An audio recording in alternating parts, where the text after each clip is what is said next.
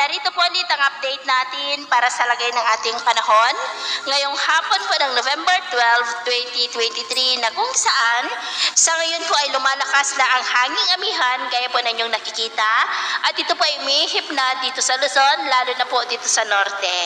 At easterlies pa rin ang umihip sa silangan ng Visayas at Mindanao at nananatili pa rin na binabantayan po natin ang dalawang LPA sa labas ng ating area of responsibility na consistent po pinapakita na maging isa ang sirkulasyon ng ito at maging bagyo bago mag-weekend, dili po na banta dito sa ating bansa. At ito nga po yung pinapakita ng forecast model na atin po ang ginagamit hanggang po sa susunod na 2 linggo.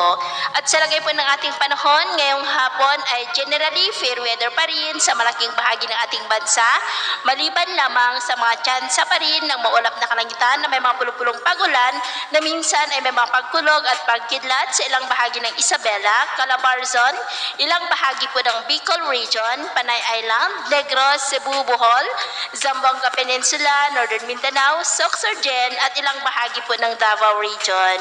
At mamayang gabi, generally fair weather pa rin sa malaking bahagi ng ating bansa pero posible pa rin ang tsansa ng mga isolated rains sa ilang bahagi po. Kaya mag-ingat pa rin po tayo sa banta pa rin ng mga pagbaha at pagguho ng lupa. At sa atin naman pong mga baybayin, wala naman po tayong nakataas na anumang gale warning signals, pero iba yung pag-iingat lamang po kung papalaod tayo para mas makaiwas sa mga sakunang pangkaragatan.